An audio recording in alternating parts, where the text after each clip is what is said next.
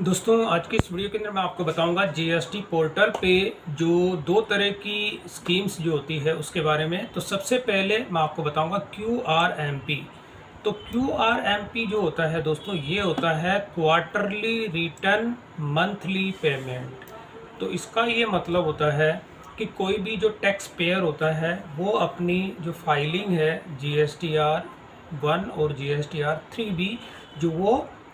Quarterly file करता है, लेकिन वो जो B2B इनवॉइस जो इशू करता है वो उस केस में जिनको आईटीसी जो होता है, आईटीसी के लिए वो अपना मंथली बेसिस पे जो है उसका पेमेंट करता है। तो यहाँ पर सबसे पहले क्यूआरएमपी जो होता है यानी कि क्वार्टरली रिटर्न और मंथली पेमेंट जो होता है, इसका एक क्राइटेरिया है। तो क्राइटेरिया क्या है, सबसे पहले मैं आपको ये बता देता हूँ कि जो quarterly return with monthly payment जो स्कीम है ये क्यूआरएमपी, इसको जो इलिजिबल जो टैक्स पेयर होते हैं, यहाँ पे इलिजिबल बोला गया है, इलिजिबल टैक्स पेयर, यानी कि ये सभी के लिए जो है ये नहीं है, केवल इलिजिबल जो टैक्स पेयर हैं। और वो कौन कौन से क्राइटेरिया है वो भी मैं आपको बताऊंगा। तो इसको क्या करता है, ये फाइल करता है from GSTR 1 and GSTR 3B जो रिटर्न्स क्वार्टरली बेसिस, यानी आपकी GSTR 1 और 3B जो है वो क्वार्टरली बेसिस पे आप इसको फाइल करते हैं। लेकिन इसमें आप देखेंगे वाइल द पेमेंट जो their tax due on monthly basis through challan, यानी कि ये कहने का मतलब है कि आप अपनी GSTR 1 को और GSTR 3B को तो क्वार्टरली बेसिस पे आप फाइल करेंगे, लेकिन जो टैक्स का जो पेमेंट है वो आप मंथली बेसिस पे करेंगे चालान जनरेट करके।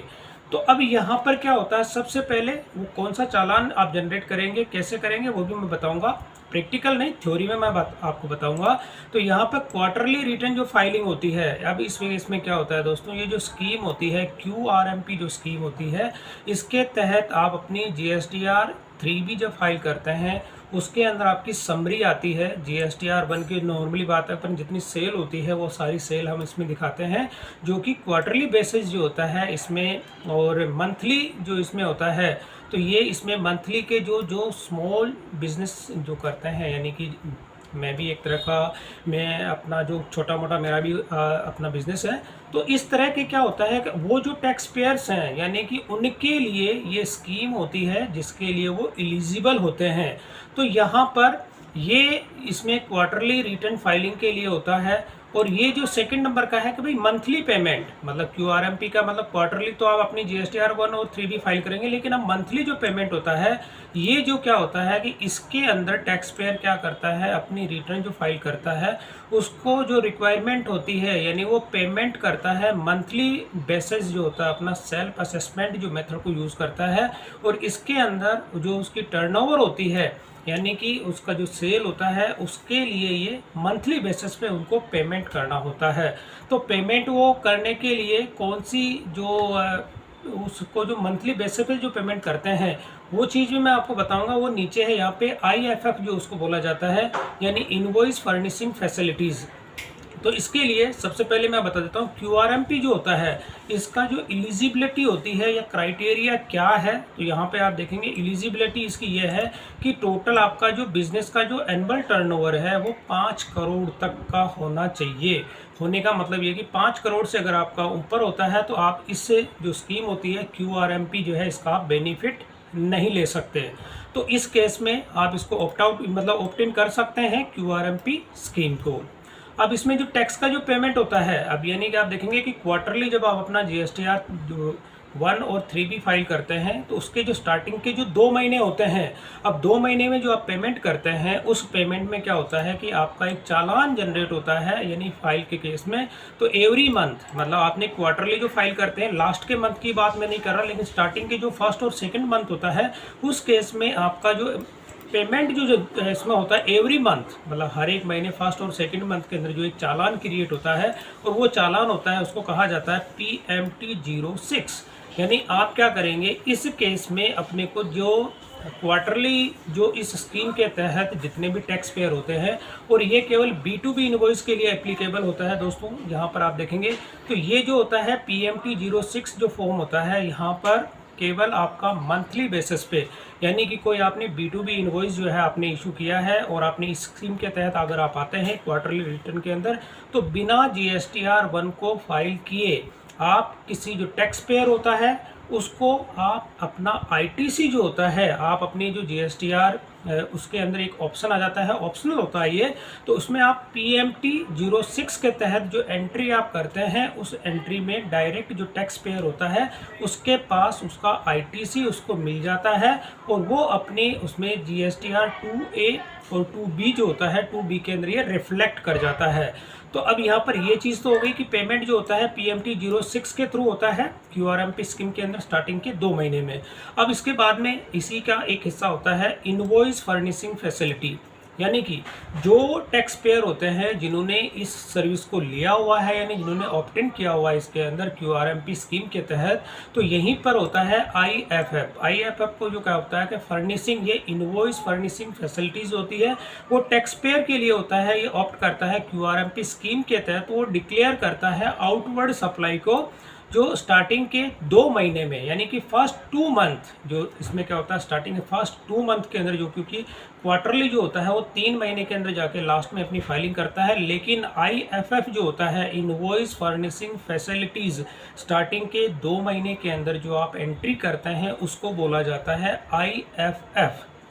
तो जब कभी भी आप GSTR के जो एडवाइजरी भी अगर आप चेक करते हैं तो उसमें भी आप देखते होंगे GSTR 1/IIF और इस तरह से करके बाकी की और भी टेबल्स जो होती है उसका जिक्र इसमें देखने को मिलता है। तो ये जो फैसिलिटीज़ होती है स्टार्टिंग के 2 महीने के अंदर जो टैक्स पेयर इसमें फाइल करते हैं उसको कहा जाता है IFF, यानी इनवॉइस फर्निशिंग फैसिलिटीज़। अब इसमें क्या होता है कि ये एक तरह की ऑप्शनल फैसिलिटी है, यानी कि इसमें क्या करता है कि जो टैक्स पेयर होता है वो इसको फाइल भी कर सकता है और नहीं भी कर सकता है। यानी कि ये क्या होता है कि ये जो B2B इनवॉइस अगर उसने इशू किए हैं उस केस में इस फैसिलिटी को वो यूज़ कर सकता है। अगर कोई भी जो होता है टैक्स पेयर होता है उसको उसने B2B इनवॉइस इशू किया है तो उस केस में वो मंथली जो होता है इसमें IFF जो होता है इनवॉइस फर्निशिंग फैसिलिटीज़ के तहत उस एंट्री को अपने पोर्टल पे एंटर करेगा और वो PMT 06 के तहत चालान जनरेट हो जाएगा और उसका जो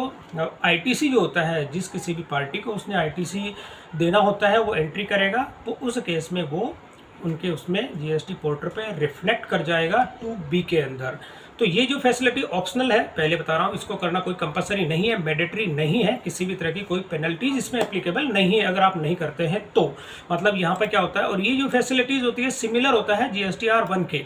अब यहाँ पर क्या होता है कि ये जो IFF होता है यानी इनवॉइस फर्निशिंग फैसिलिटीज़, इसमें बिना GSTR 1 फाइल किए जो आपने इनवॉइस इशू किया है किसी भी रजिस्टर्ड पर्सन को, उसके पास ITC उसके GSTR 2B के अंदर देखने को मिलता है। और यहाँ पर ये क्या करता है, ये अलाउ करता है केवल B2B इनवॉइस को, यानी IFF जो होता है दोस्तों B2C के लिए एप्लीकेबल नहीं है। ये केवल B2B इनवॉइस अगर आपके जो होते हैं उन्हीं के लिए एप्लीकेबल होगा। तो उसके अंदर क्या होगा, जैसे आपका कोई B2B इनवॉइस हुआ या B2B आपका क्रेडिट नोट होता है या डेबिट नोट होता है, तो उनके लिए ये एलिजिबल है, बाकी के लिए B2C के लिए नहीं है। और इसकी जो लास्ट डेट होती है, तो IFF जो होता है इसकी लास्ट डेट होती है हर एक महीने की 13 तारीख। तो यहाँ पे आप देखेंगे 13 तारीख जो होती है नेक्स्ट मंथ जो भी होता है इसका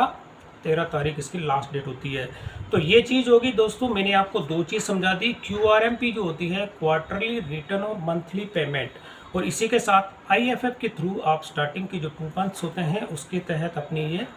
और हर महीने की जो 13 तारीख इसकी लास्ट डेट होती है, यानी कि स्टार्टिंग की जो क्वार्टरली, मैं आपको अभी चार्ट भी दिखाऊंगा। तो अब जैसे यहाँ पर और अगर आपको डिटेल में लेना है तो यहाँ पे आप देखेंगे FNQs होता है, ये GSTR के अंदर ही आप देखेंगे हेल्प के अंदर QRMP जो स्कीम होती है इससे रिलेटेड और भी काफ़ी इसमें मल्टीपल जो होती है कि FNQs है, इसमें जो भी आपको लगता है सारी के सारी क्वेरीज आप इसमें से सोल्व कर सकते हैं। तो अब यहाँ पर जैसे ये GST का पोर्टल मैंने लॉगिन किया हुआ है और इसी के अंदर मेरा जो यहाँ पर अभी आप देखेंगे क्वार्टरली ना हो के मैं मंथली अपनी जो है GSTR 1 और 3B फाइल करता हूँ। तो यहाँ पर जैसे मैं अभी जैसे यहाँ पे करता हूँ रिटर्न डैशबोर्ड पे जाके, और अभी अपने को आपको दिखा देता हूँ कि यहाँ पे जैसे सितंबर मंथ की मैं बात करता हूँ और यहाँ पे मैं करता हूँ सर्च। तो अभी आप देखेंगे कि यहाँ पे मेरा GSTR 3B जो है वो यहाँ पे नहीं दिख रहा है, और एक टेबल और आती है GSTR 1A। तो तो जब मैं अपनी GSTR 1 को यहाँ पे फाइल कर दूंगा तो 1 को फाइल करने के बाद ही मेरे को GSTR 3 भी यहाँ पे जो है टेबल देखने को मिलेगी, और उसी के बाद मेरे को GSTR 1A जो एक नई टेबल है वो भी यहाँ पर देखने को मिलेगी। तो अब मैंने जो अभी आपको दिखाया था IFF जो होता है इनवॉइस फर्निशिंग फैसिलिटीज़ जो होती है, इसके तहत यहाँ पर आप देखेंगे कि ऑटो ड्राफ्टेड जो होता है ITC जो स्टेटमेंट होता है, जैसे मैं इस पर क्लिक करता हूँ तो यहाँ पर अभी मुझे कोई भी डाटा जो है वो देखने को नहीं मिलेगा। क्यों नहीं मिलेगा? तो यहाँ पर आप देखेंगे कि आपका जो डाटा कब यहाँ पे रिफ्लेक्ट होगा, इसकी जो लास्ट डेट होती है, कट ऑफ डेट होती है 13/10, यानी कि 13/10 जो मैंने भी आपको दिखाई थी। क्योंकि यहाँ पर 2B के अंदर जो भी आपका डाटा होता है, चाहे कोई भी अगर आपका टैक्स पेयर होता है, वो अपनी GSTR 1 के अंदर जो फाइल करता है, GSTR 1 के अंदर जो 2B के अंदर डाटा कब आता है, GSTR 1 फाइल करने के बाद। और यहाँ पर इसकी जो लास्ट डेट होती है, मैंने अभी आपको लास्ट डेट बताई थी कि जो IFF जो होता है यानी इनवॉइस फर्निशिंग फैसिलिटीज़ जो होती है, जो क्वार्टरली अपनी रिटर्न फाइल करते हैं, तो उनके लिए यहाँ पर ये 13 तारीख लास्ट दी गई है कि 13 तारीख को वो अपनी IFF जो होते हैं यानी इनवॉइस फर्निशिंग फैसिलिटीज़ के तहत GSTR 1 फाइल नहीं कर रहे हैं, लेकिन IFF के तहत वो अपनी एंट्री करते हैं। और एंट्री आपके जो GST पोर्टल होता है उसके अंदर 2B के अंदर रिफ्लेक्ट करेगी 13 तारीख के बाद, यानी 14 तारीख को जितने भी आपके B2B के जो इनवॉइस होते हैं उनकी एंट्री आपको यहाँ पर देखने को मिलती है GSTR 2B के अंदर। लेकिन यहाँ पे एक चीज़ होती है, ये ऑप्शनल है। अब अगर ये किसी ने, मान लीजिए कि आपने कोई अगर इनवॉइस आपने लिया हुआ है और वो जो टैक्स पेयर है उसने इसको IFF के तहत उस एंट्री को नहीं किया, स्टार्टिंग के जो ये होता है कि स्टार्टिंग के 2 मंथ्स की जो होता है, अगर वो एंट्री नहीं करता है तो इस केस में आपको ये अपना जो 2B के अंदर वो एंट्री आपको देखने को नहीं मिलेगी। इसके लिए आपको उससे कम्युनिकेट करना होगा, और कम्युनिकेट करने के बाद में ही वो आपका जब इसमें फाइल करता है IFF के तहत, तभी आपको GST पोर्टल पे यहाँ पर वो एंट्रीज जितने भी आपके B2B इनवॉइस होते हैं उन सब की एंट्री आपको यहाँ पर देखने को मिलती है। तो दोस्तों ये था कि दोनों मैंने GST पोर्टल के अंदर आपको थोड़ा सा थ्योरी पोर्शन बताया है कि QRMP जो होता है क्वार्टरली रिटर्न और मंथली पेमेंट, और इसके साथ ही इनवॉइस फर्निशिंग फैसिलिटीज़ जो होता है IFF के बारे में मैंने आपको थोड़ा सा ब्रीफ किया है। तो दोस्तों वीडियो पसंद आई तो इसे लाइक और शेयर जरूर करें, और मेरे चैनल को सब्सक्राइब करना ना भूलें।